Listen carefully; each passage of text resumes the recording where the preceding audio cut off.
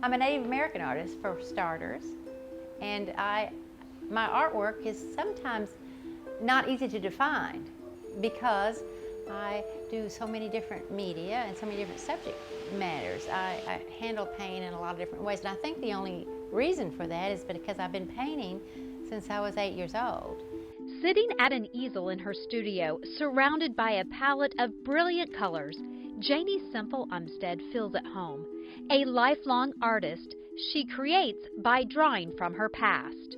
I have a really strong and very proud family history in the tribe. My uncle was William Finley Semple, who was the chief of the Choctaws of the 1920s, and my great-great-great-grandfather was Peter Pitchlin, who was the chief during the 1860s.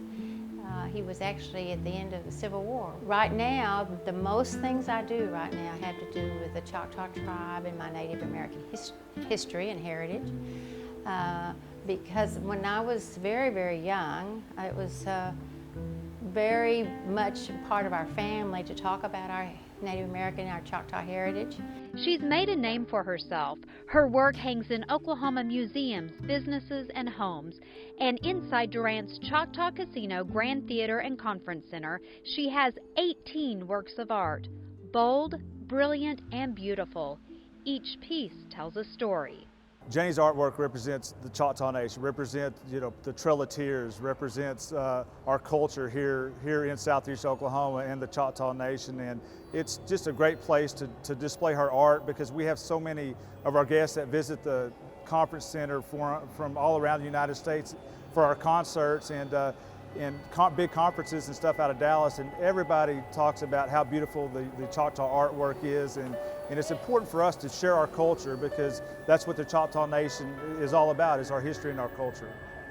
And this is one of her signature styles. It's called batik, and there's no paint used here. Instead, she uses hot wax and dye to create each piece. I draw my images on that material, and then with the wax, I create the lines and the shapes of whatever I'm going to do, and it becomes a resist. So then I use dyes for my colors, very bright colors. I like bright colors.